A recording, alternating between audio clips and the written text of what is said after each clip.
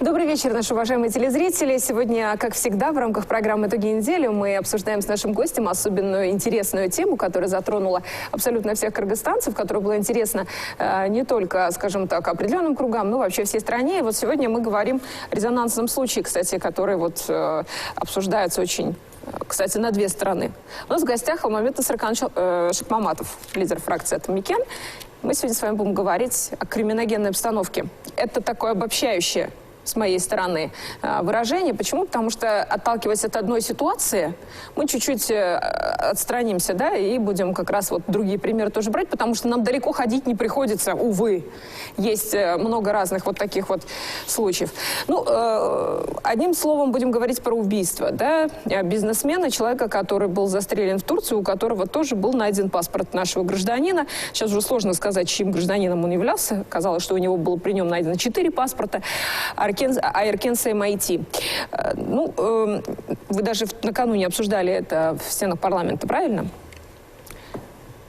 Что вам есть сейчас сказать, да? Случай за случаем, убийство за убийством, вот, бизнесмен за бизнесменом. Что происходит? Последний месяц криминогенная ситуация у нас в Кыргызстане зашкаливает. От нападения на бизнесменов. Первый случай, когда месяц тому назад предпринимателя по национальности уйгур, его вывезли и убили группа лиц, во главе которой стоял бывший сотрудник милиции. Это беспредел, беспредел. Его убивают, чтобы отобрать у него его деньги.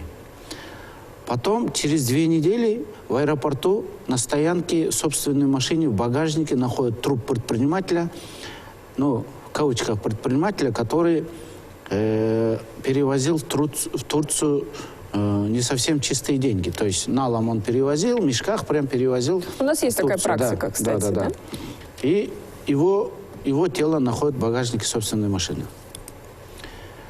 После этого, ровно через 2-3 недели, в Стамбуле средь белого дня убивают, в центре города убивают Саймати. Саймати, который фигурирует в нашумевших резонансных делах. Это по переводу денег, он крупный объект журналистских расследований. И его подозревают в незаконном переводе, или законном, или незаконном. В общем, ну, да, это еще надо еще доказать, но факт перевода есть, что именно он переводил $700 миллионов в прибалтийские банки. Он находится в розыске, его разыскивают наши правоохранительные органы за мошенничество, которое он, по-моему, свыше $3 миллионов он у кого-то, в общем, забрал какие-то имущества. Кроме того, есть информация, что он не доплатил налоги, то есть его подконтрольная фирма не доплатила налоги в бюджет порядка 5 миллиардов. Но эта информация, это надо еще перепроверить. И что получается?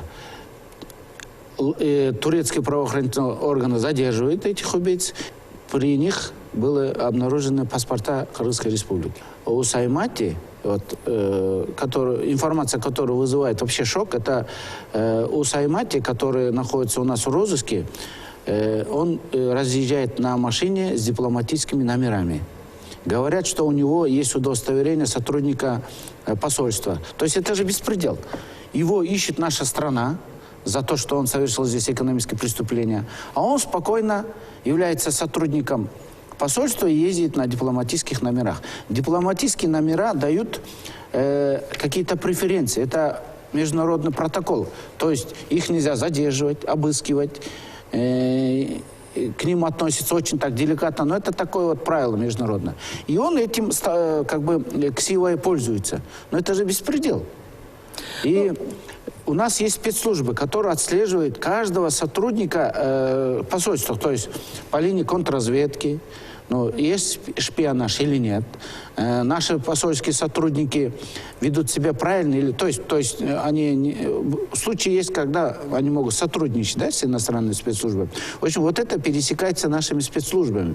Есть отдельно агентурные связи, есть как бы своя процедура. Ну, Саймати и прошел вот эти все контрольные пункты, да? То есть его никто не контролировал, его никто не выявлял, его никто не пересекал. То есть это Саймати, получается, он всемогущий какой-то был. Я все это понимаю, будут заниматься правоохранительные органы, но вот те факты, которые вы перечислили, те случаи с таксистом, с бывшим, с убитым предпринимателем с рынком 1 и вот как раз с Саймати, каждый раз нам правоохранительные органы что говорят? Они нам говорят, что они задерживают подозреваемых, которые вот чистой воды рецидивисты, которые просто вот хулиганство и все. Это вот разбой, это нападение, это грабеж, и никаких других умыслов, там, замыслов, помыслов и каких-то связей якобы нет. Я же не следователь и не оперативный, который разоблачал эти преступления.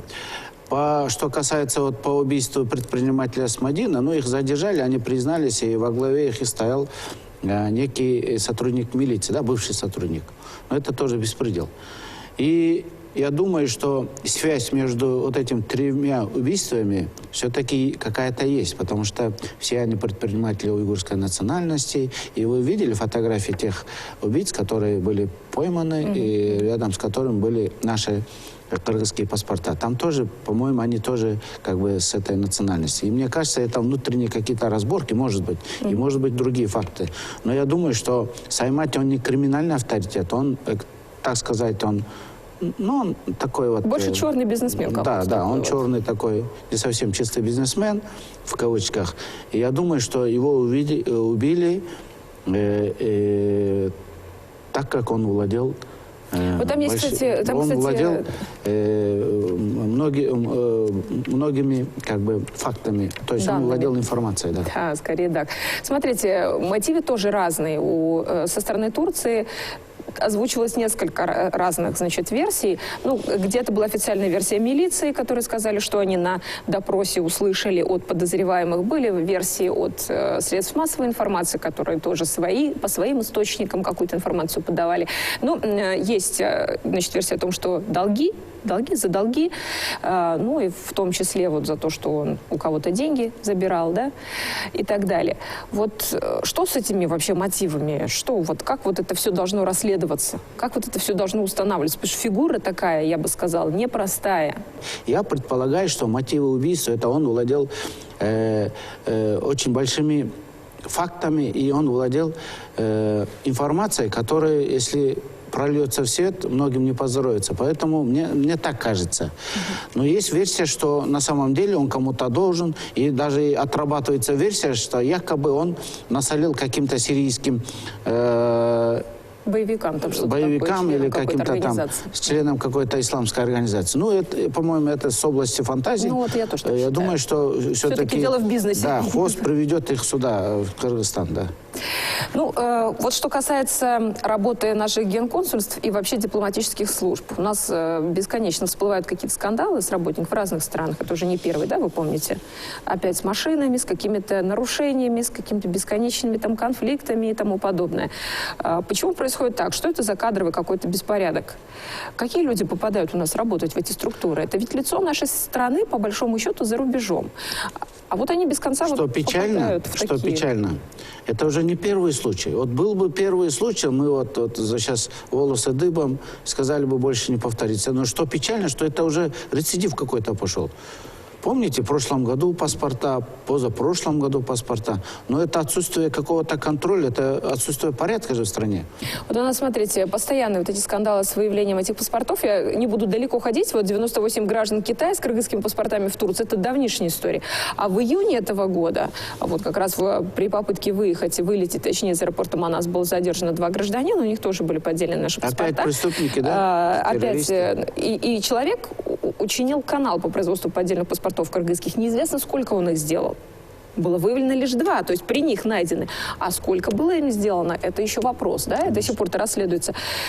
Вот у нас уже все относятся к кыргызскому паспорту как какой-то непонятный... Преступный конвейер. Вот поймали, удивились, пошумели и забыли. Проходит время, обратно выход. То есть, значит, никто не наказан. То есть никто не боится за подделку этих правоустанавливающих документов. Кто должен нести ответственность? Я считаю, что ответственность должен нести премьер-министр. Потому что премьер-министр, он не может просто отфутболить этот вопрос ГРС и сказать, вот ГРС виноваты, их и наказывайте. Во всем за все правительство персонально несет ответственность премьер-министр. Это написано в законе о правительстве. А он, в свою очередь, пускай наказывает своих подчиненных. Но это же золотое правило. Как мы можем сейчас... Ну, хорошо, скажем, вот ГРС виноват, но пример нет, что ли? Поэтому команда целиком, главарь команды, это премьер-министр. Мы думаем, что именно бардак в самом правительстве.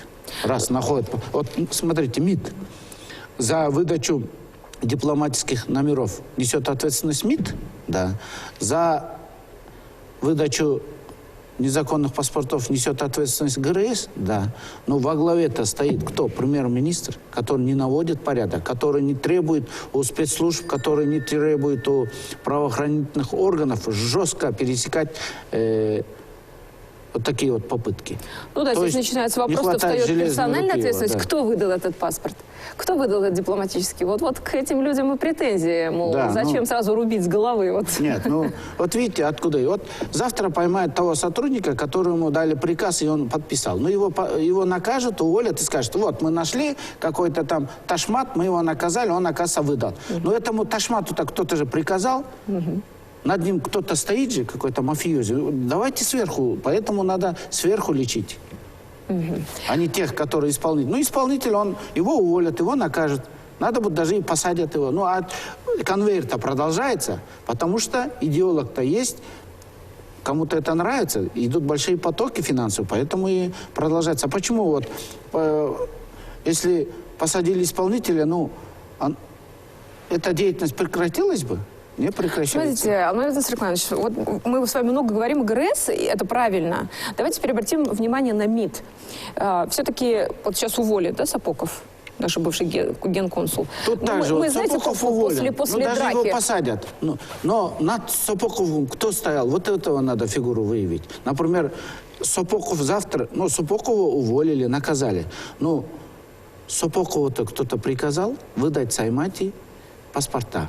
Выдать Саймати диптомера, выдать Саймати служебное удостоверение и оберегать Саймати. То есть Сапогову кто-то его... То есть, но сегодня идет разговор о том, что связь между ними будет устанавливаться, какое отношение они друг к другу имеют. Я не думаю, что Сапогов и Саймати, они как бы закадычные друзья. Нет. Кто-то над... Все-таки есть кто-то, кто курировал вот эту ситуацию. Конечно. Общественность хочет знать, кто стоял в самом в идеологическом центре. Спасибо вам большое. К сожалению, да, у нас вот эта какая-то криминогенность, она выползает за территорию нашего государства, уже даже в другие государства, в другие страны. Будем надеяться, что, конечно же, правоохранительные органы разберутся в этой ситуации. Спасибо вам за диалог. Спасибо. Друзья, ну а мы продолжаем нашу программу «Это итоги недели». Меня зовут Елена Яковлева. До свидания.